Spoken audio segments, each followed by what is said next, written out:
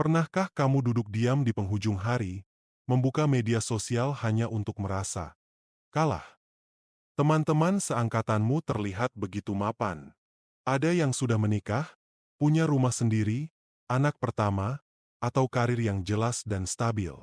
Ada yang rutin membagikan pencapaian, promosi kerja, liburan ke luar negeri, pencapaian finansial.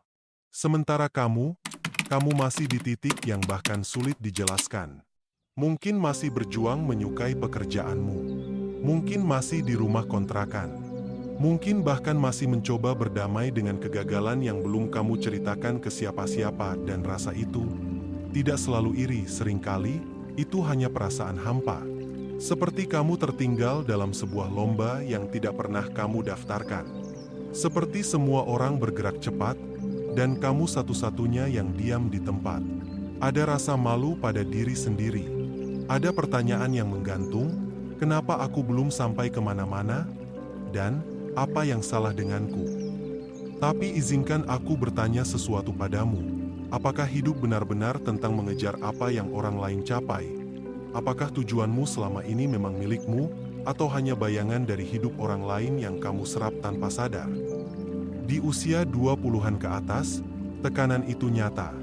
Dunia memberi pesan bahwa ini saatnya membuktikan diri. Stabil secara finansial, dewasa secara emosional, matang secara sosial.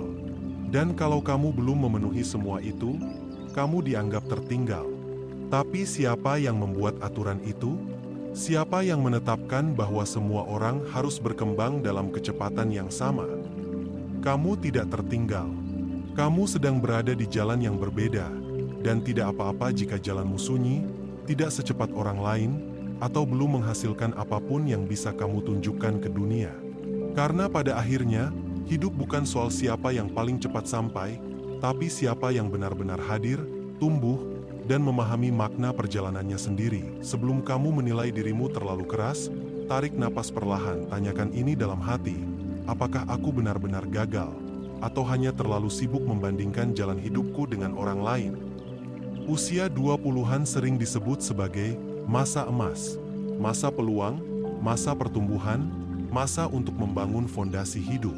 Tapi jarang ada yang bilang betapa sunyinya masa ini, betapa membingungkannya, dan betapa besarnya tekanan yang datang tanpa suara di balik senyum yang kita pasang di depan orang lain. Seringkali ada kegelisahan yang tak selesai. Ada ketakutan yang tak bisa kita ucapkan.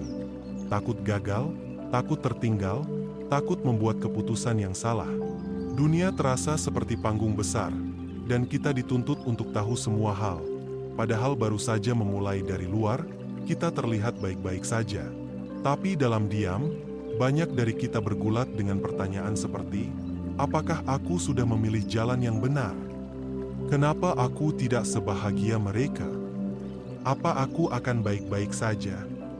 Dan yang paling rumit dari semua ini adalah kenyataan bahwa kita tidak tahu harus bicara ke siapa. Karena semua orang sibuk dengan hidupnya masing-masing. Dan kita tidak mau terlihat lemah. Kita tidak mau terlihat tidak mampu. Tapi, kamu tahu, tekanan itu wajar. Ketidakpastian itu bukan tanda kegagalan. Justru itu bagian dari hidup. Bagian dari pertumbuhan. Karena tak ada yang benar-benar tahu apa yang sedang mereka lakukan. Kita semua hanya sedang mencoba, bertahan. Dan itu sudah cukup.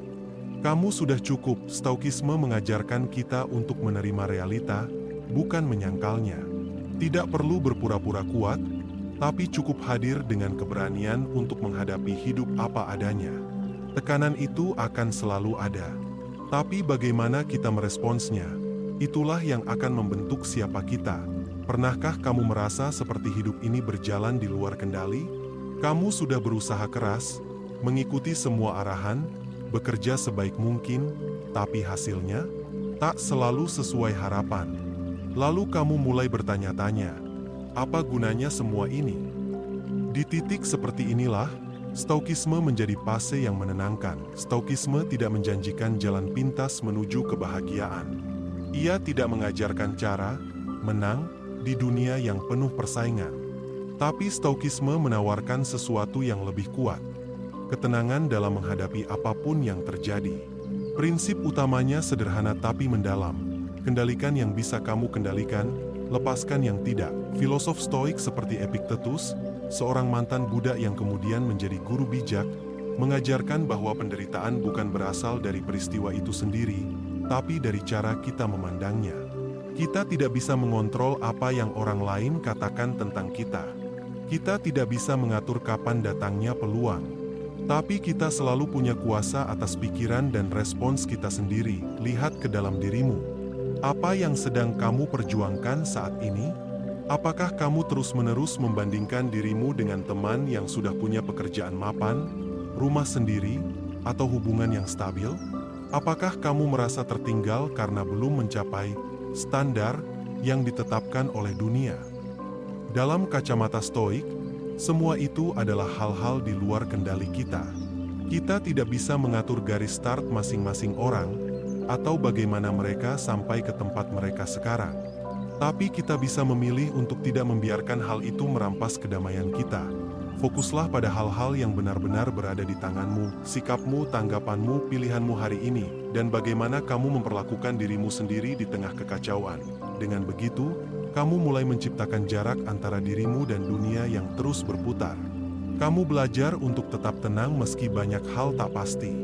Bukan karena kamu menyerah, tapi karena kamu bijak dalam memilih medan pertempuranmu. Dan percayalah, saat kamu mulai fokus pada apa yang benar-benar bisa kamu kendalikan, hidupmu akan terasa lebih ringan, lebih jujur, dan lebih damai. Kita sering merasa bahwa solusi dari kegelisahan kita adalah dengan mengubah dunia di sekitar kita.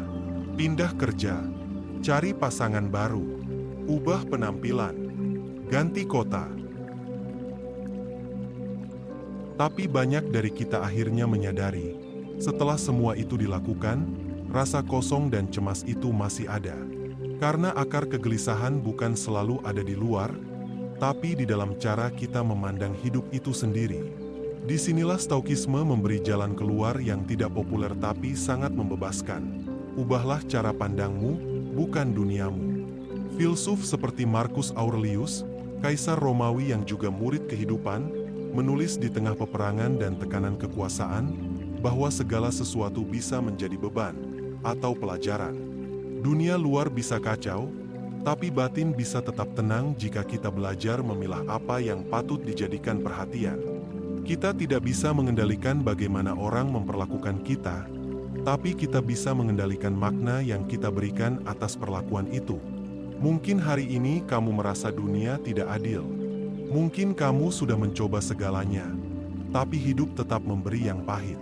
Tapi kamu masih punya satu kekuatan yang tidak bisa diambil siapapun. Cara kamu menafsirkan semua itu. Alih-alih berkata, "Kenapa ini terjadi padaku?"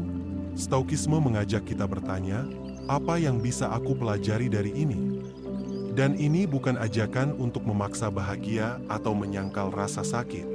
Justru sebaliknya, ini adalah ajakan untuk hadir sepenuhnya di tengah rasa kecewa, tapi tetap memilih untuk tidak hancur karenanya. Kita bukan korban, kita adalah peserta aktif dalam kehidupan, dan kita bisa memutuskan untuk memperlakukan setiap luka sebagai pembentuk, bukan penghancur. Perspektif ini bukan berarti pasrah. Justru ini adalah bentuk kekuatan tertinggi, kekuatan untuk tidak membiarkan dunia luar merusak kedamaian batin. Jadi jika hidupmu terasa kacau, tidak berjalan sesuai rencana, jangan buru-buru menyalahkan semuanya. Mungkin yang perlu kamu ubah bukan jalannya, tapi cara kamu memaknai langkah-langkahmu. Karena kadang, dengan hanya mengubah sudut pandang, kita bisa menemukan kembali cahaya di tempat yang sebelumnya terlihat gelap. Dan dalam cahaya itulah, ketenangan mulai tumbuh pelan-pelan, tanpa drama. Hanya karena kita memilih untuk memandang dunia dan diri kita sendiri dengan cara yang lebih bijaksana. Mungkin sampai di titik ini kamu masih merasa hidupmu belum seperti yang kamu bayangkan. Masih banyak impian yang belum tercapai, masih ada beban yang belum selesai, masih ada bagian dari dirimu yang belum kamu pahami sepenuhnya. Kamu tidak harus punya semua jawaban hari ini. Hidup bukan perlombaan untuk siapa yang paling cepat, tapi perjalanan panjang untuk siapa yang paling jujur dengan dirinya sendiri. Di usia 20-an, wajar merasa tersesat. Wajar merasa bingung. Bahkan wajar kalau kamu merasa iri dengan orang lain yang tampaknya sudah lebih dulu tahu kemana mereka pergi. Kita semua menjalani pergulatan masing-masing, hanya saja tidak semua memilih untuk menunjukkannya. Jadi jika hari ini kamu hanya mampu bangun, bernapas, mencoba lagi meski pelan, itu sudah cukup. Kamu tidak harus luar biasa setiap saat. Terkadang, yang luar biasa justru adalah keberanian untuk tetap bertahan meski segalanya tidak sesuai rencana. Stoikisme tidak menjanjikan hidup yang sempurna, tapi ia memberi kita alat untuk tetap waras, untuk tetap utuh, bahkan saat hidup berantakan. Ia mengajak kita untuk hadir sepenuhnya, menerima kenyataan dengan lapang dada, dan perlahan-lahan memeluk kehidupan, bukan karena semuanya ideal, tapi karena kita belajar melihat nilai dalam ketidaksempurnaan. Jadi tenang saja, kamu tidak tertinggal. Kamu sedang tumbuh. Kamu sedang menyusun hidupmu dengan caramu sendiri, meski tidak secepat orang lain, meski tidak seindah kisah mereka. Dan jika narasi ini bisa menjadi pengingat kecil di tengah segala hiruk-pikukmu, aku harap kamu tetap melangkah. Pelan-pelan, tapi pasti.